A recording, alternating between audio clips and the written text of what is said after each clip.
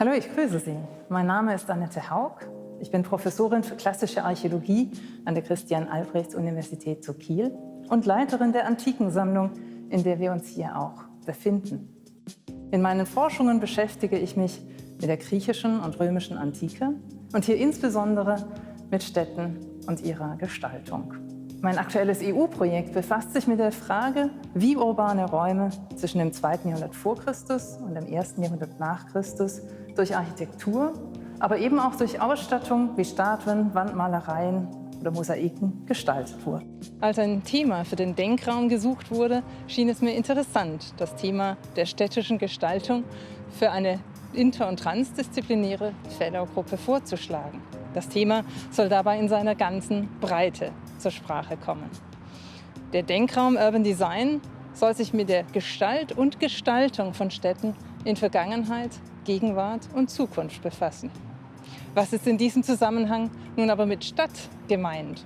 Ganz in antikem Sinn soll Stadt sowohl als gebaute Architektur, als gebauter Raum, wie auch als soziales Gemeinwesen verstanden werden.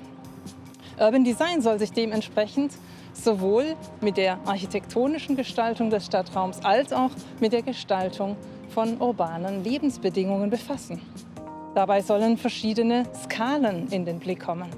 Städtische Gestaltung reicht von urbanen Belanglosigkeiten wie einem Kanaldeckel bis hin zu monumentalen Gebäuden, von Einzelarchitekturen über ganze Stadtviertel bis hin zur Stadt als Gesamtgefüge, von Lebensgemeinschaften über Communities bis hin zur soziopolitischen Gestaltung des Lebensraums. Von besonderer Bedeutung für das Thema des Urban Design ist dabei eine historische Perspektive. Städte haben Geschichte. Ihre Materialität und ihre Bewohner sind immer wieder mit neuen Herausforderungen konfrontiert und ändern dadurch ihr Gesicht. Das Verständnis historischer Coping Strategies eröffnet dabei eine differenziertere Sicht auf Gestaltungs- und Handlungsoptionen für Gegenwart und Zukunft. Wenn es etwa darum geht, Städte im Sinne der UN als inclusive, safe, resilient und sustainable zu gestalten. Eine solche Breite des Themas ist nur zu bewältigen aus einer interdisziplinären Perspektive.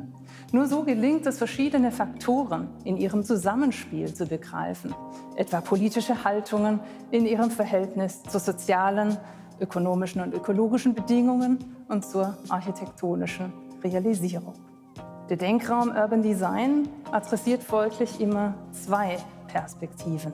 Auf der einen Seite die Analyse städtischer Gestaltungsformen, auf der anderen Seite die Reflexion auf urbane Gestaltungsoptionen. Schnittstellen mit gesellschaftlichen Problemfeldern ergeben sich dadurch gewissermaßen von selbst. Die Kieler Antikensammlung ist in diesen Tagen, wie alle deutschen Museen, wegen Corona für den Publikumsverkehr geschlossen. Politische Entscheidungen haben folglich einen unmittelbaren Effekt für das Leben der Menschen. Und Städte sind in diesem Zusammenhang, aber auch sonst, regelrechte Nuklei und Knotenpunkte, in denen gesellschaftliche Chancen und Risiken besonders pointiert zum Tragen kommen. Blicken wir auf unsere Universität, so ist der akustische Raum, aber auch das Bild durch Baustellen geprägt. In den nächsten Jahren werden 750 Millionen Euro investiert in Gebäude, aber auch Infrastrukturen, um eine Kiel Science City entstehen zu lassen. Soll etwa im Wissenschaftspark, der durch universitär öffentliche, aber auch privatwirtschaftliche Gebäude geprägt ist, ein Raum zum Aufenthalt entstehen, dann wäre mit der Buhlbahn ein Anfang gemacht. Wendet man den Blick zur Kieler Innenstadt, so trifft man auch hier auf große Gestaltungsprojekte in einem Umfang von 400 Millionen Euro.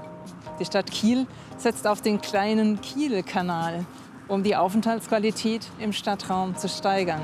Aber funktioniert das auch? Gewinnt der innenstädtische Raum tatsächlich an Aufenthalts- und Lebensqualität? Darf man sogar vielleicht darauf hoffen, dass sich die mentale und physische Gesundheit der Bewohner und Bewohnerinnen verbessert? Der Denkraum Urban Design will ein hochaktuelles Thema angehen, das für die Universität, die Stadt, aber auch weit darüber hinaus eine hohe Relevanz besitzt.